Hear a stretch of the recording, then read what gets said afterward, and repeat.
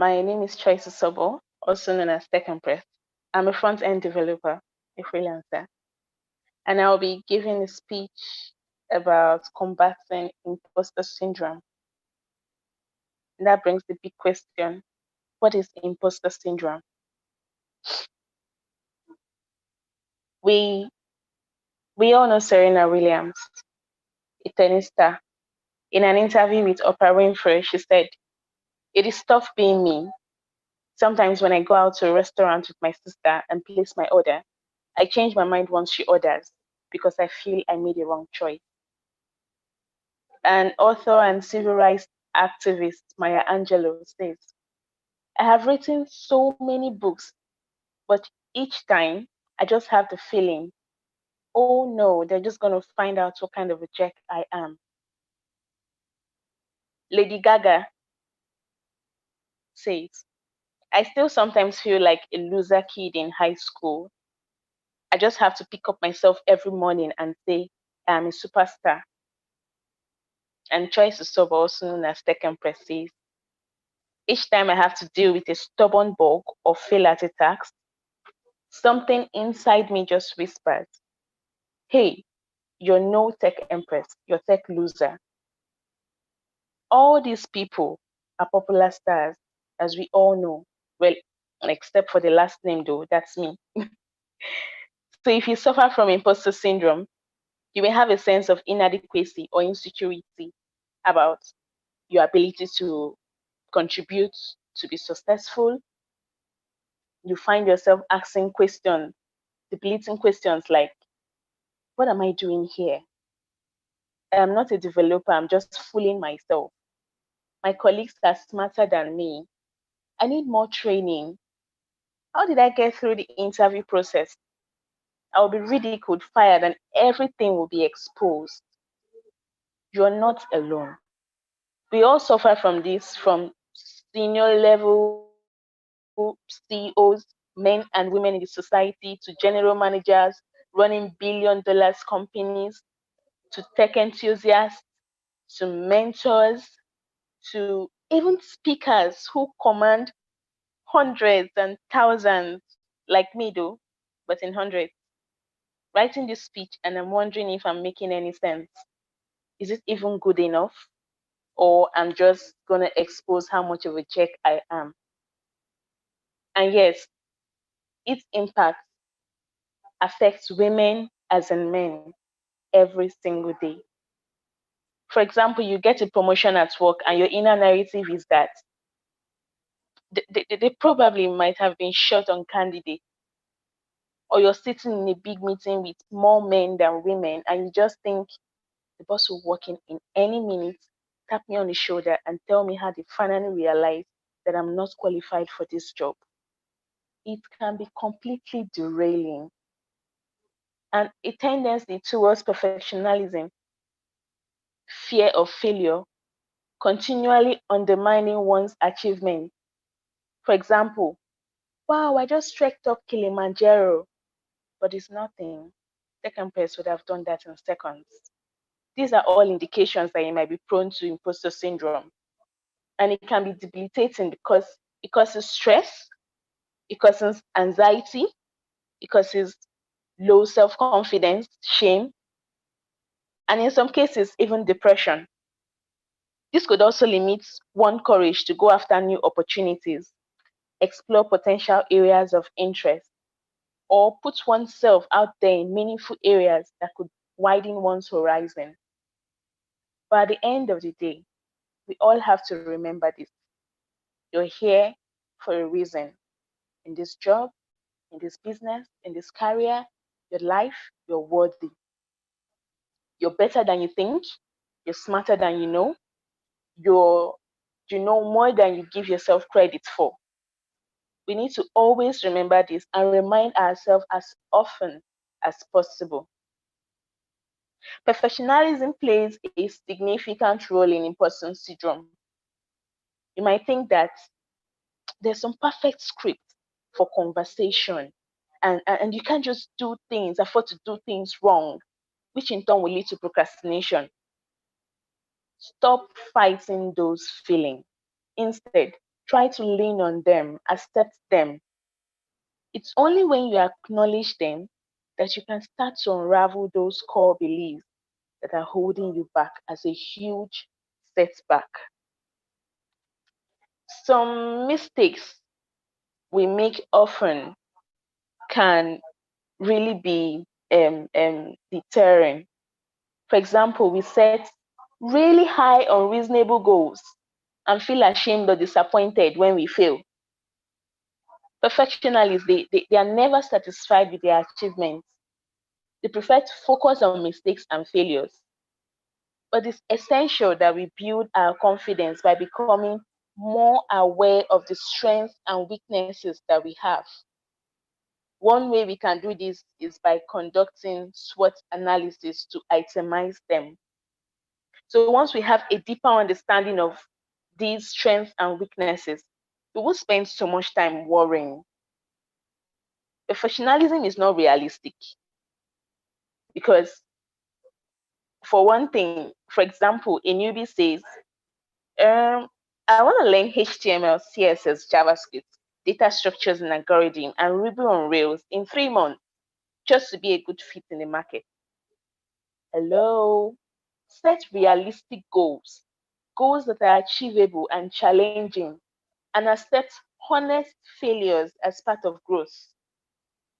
Take them in bits, and when you fail on a course, treat them as learning experience, and you can be much more better when you bounce back up.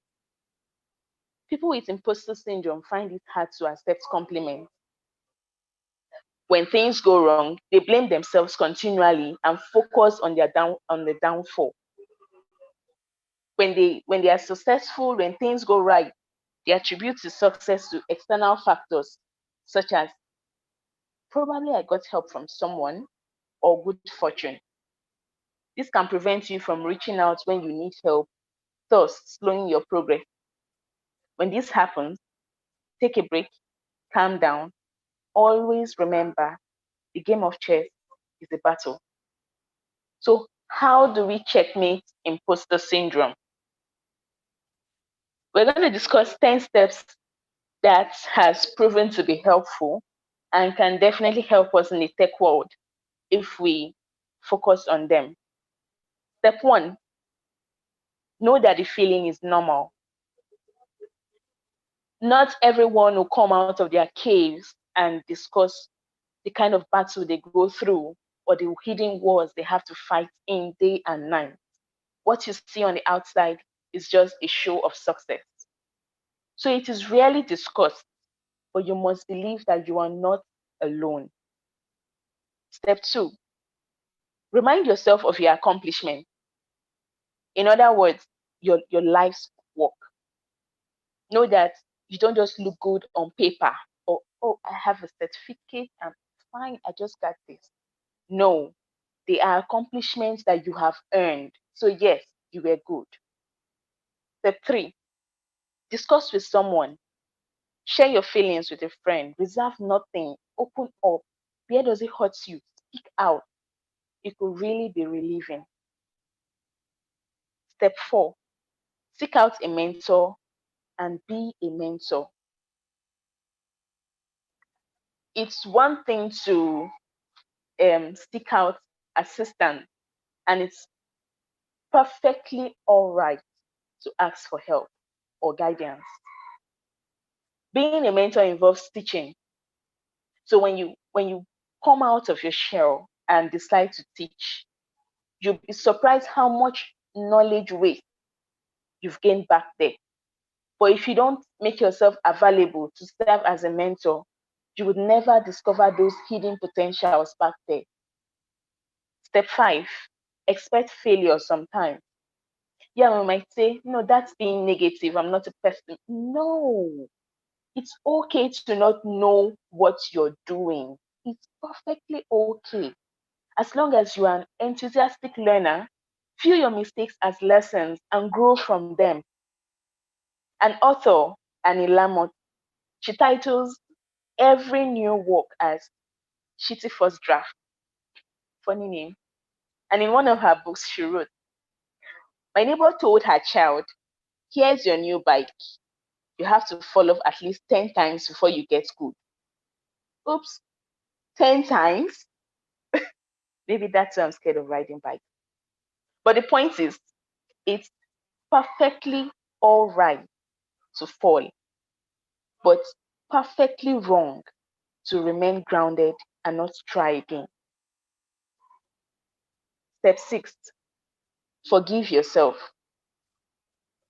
When the inevitable mistake happens, forgive yourself and move on, because life does the same thing too. Don't dwell on your mistakes and refuse to get back up. Move on. Write the rules. Recognize that you have just as much right as the next person to be wrong, to have a day off and ask for assistance. Step 7, develop a new response to failure and making mistakes. Yeah, Henry Ford once said, failure is only the opportunity to begin more intelligently. So when you get something wrong previously, try again. You never can tell. You might get it wrong, you might get it right perfectly.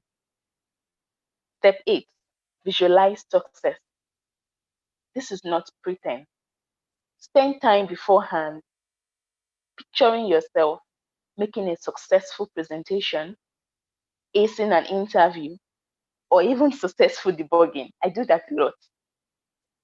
Step 9, fake it till you make it. Yes, you have the right to your pretense. No one does but you. So instead of being depressed, downhearted, downcasted, view it as a skill and continue learning. And finally, reward yourself.